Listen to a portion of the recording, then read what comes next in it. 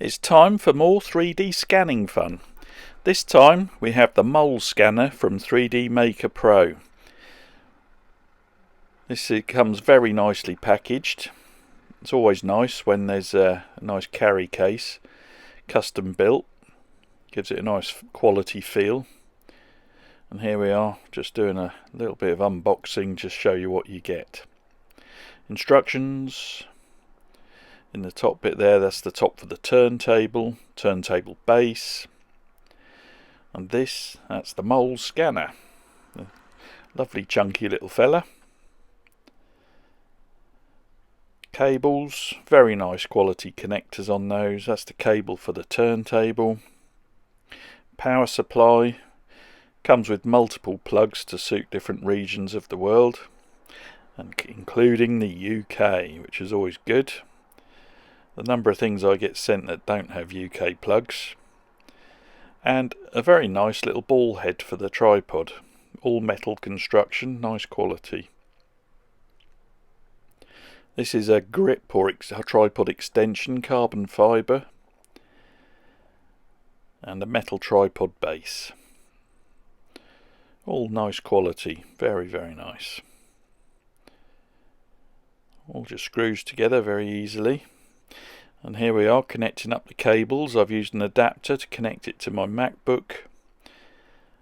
You've got that special connector to go into the bottom of the 3D MakerPro mole scanner.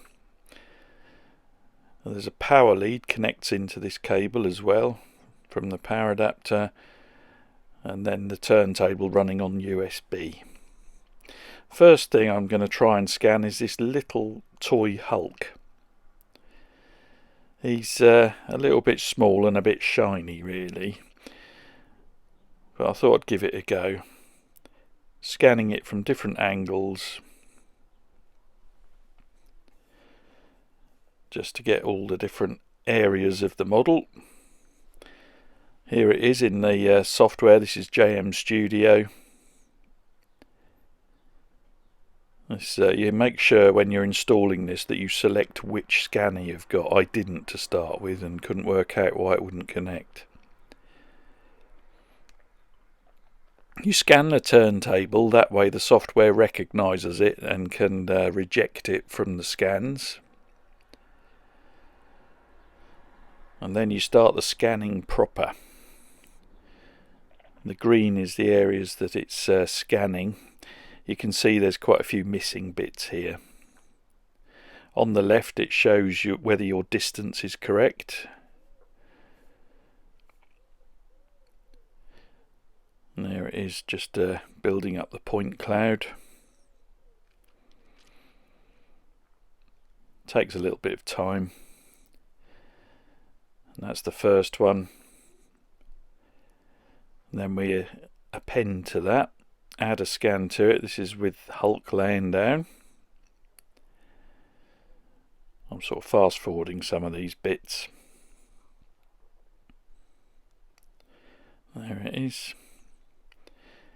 These didn't come out very well, but that's my fault. I think with practice I could have actually got this working really well with this little Hulk. It is on the sort of borderline of what this is capable of scanning. It's a bit small. So then I'm aligning the scans. You can see the turntable at all different angles. And then you process it. And the software should delete the turntable. As I say, I fast forwarded a little bit here because it took a bit of time. And this we'll call a fail, complete gobbledygook.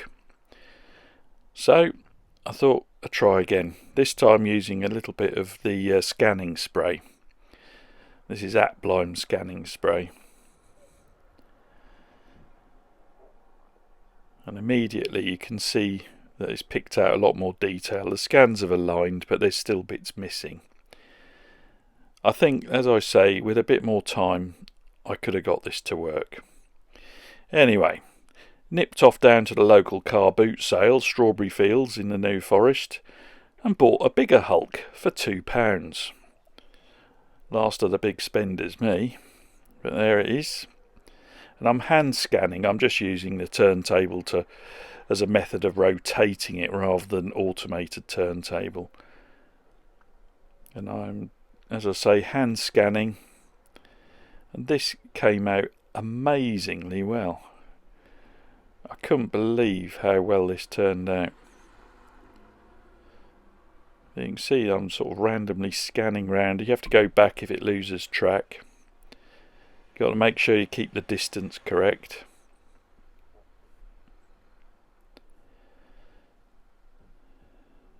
And I did a few different scans. You can see I'm looking down more on him there and then looking up. But this was quite shiny as well. It wasn't exactly matte, and it actually scanned it really nicely. So there's the lower half scanned. And I then combined the scans, aligned them and processed them, and there he is. Absolutely amazing. Very impressed with that. It was very easy and quick to do.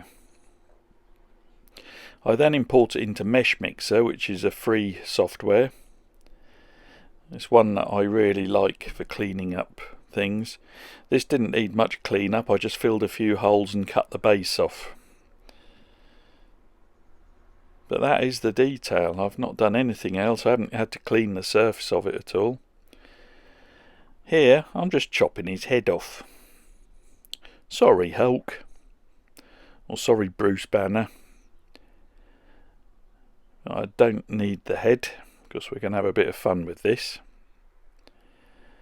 I'm just, as I say, chopping that off. And then we're into Nomad Sculpt on my iPad. You can see the detail, really, really good. So let's have a bit of fun with him. He's in far too good a shape for what I've got in mind. So we're going to give him a bit of a belly. So just inflating his belly.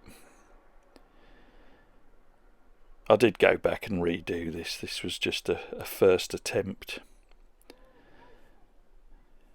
Giving him some moobs as well. And then I'm adding my own head to make the incredible bulk rather than the Incredible Hulk. I'm just resizing and shifting the head around. This scan of my head I'd already done previously with a different scanner, but just for time I used that scan. And there he is. And there he is, ready for printing him in resin. So there's all the supports in Chi2 box, and we're ready to go. But after that I thought I'd scan something I've scanned lots of times, which is a badger skull, a real skull. So did a quick scan of that, and it really was very quick, and you can see the detail. This is in JM Studio after processing, and it is incredible. This is a Replica Human skull, which I did as a turntable scan again, table scan. Did it at a few different angles, and it was very quick and easy to do. You can see it scanning. You have to do it from different angles to capture as much as you can. I've speeded it up a little bit here. And there it is, processed. Absolutely amazing. The detail was really good. I was just impressed at how easy it was. Into Mesh Mixer again. Just fixing it a bit where you've got holes and voids. But you can see the detail when I zoom in. There's bits it hasn't captured there behind the teeth. If you separated the jaw, the mandible from the upper jaw, you could probably get a better scan. Now I went round to my brother's in the week, and he's got this concrete Buddha, and he wanted me to scan it. So I did. This was a fair size Buddha, very easy to scan because it's a nice texture, and that came out really well. That was also very quick to scan, and you can see all the detail in the concrete there, the patterning, which isn't immediately apparent when you look at the real thing. I also scanned my brother's face while I was there using the mole. Quite tricky scanning faces, but it did a very good job. I had a bit of fun then in Nomad Sculpt. I put my brother's face on the Buddha to make the brudder. Sure he'll appreciate it. And there it is printed out in resin. And there we are. You can see the family resemblance there. The incredible bulk and the brudder. I'm sure he'll be delighted. And there we are, sat next to the mole, the Overton Brothers. Hello folks. Well, I've finished experimenting and playing with the mole 3D scanner from 3D MakerPro. Comes in this lovely case, which I always like it when things come in cases. But there it is. Lovely little scanner. It's plastic, but it's got a nice quality feel about it. It's nice to hold, very easy to hold when you're actually doing the scanning. Quite a chunky little design. And I found it was really good for doing the handheld scanning, which I've always struggled with a bit in the past, whereas this seemed pretty good, certainly on inanimate objects. Not so good on people, but I found on things like this, the Incredible Hulk, came out very, very well. And in fact, in many ways, I found the hand scanning worked almost better than on the turntable. So it's very, very good. Not all perfect. There's a few things that could be improved on it. The lead coming out the bottom is a bit of a pain because you can't get you have to disconnect it all to get the tripod on and off. But it's not a big deal really. But it's, you know, it makes sense having the lead coming out when you're hand scanning, having it hanging out the bottom. But you can't stand it down on its base without unplugging it. And like I say, you can't detach the tripod without unplugging it. So perhaps if it was just sighted to the side or something, that would be better. You're slightly limited in what you can scan. It's no good for scanning miniatures. It's really for tennis ball them up to sort of, I don't know, about that size, I guess. Difficult to describe.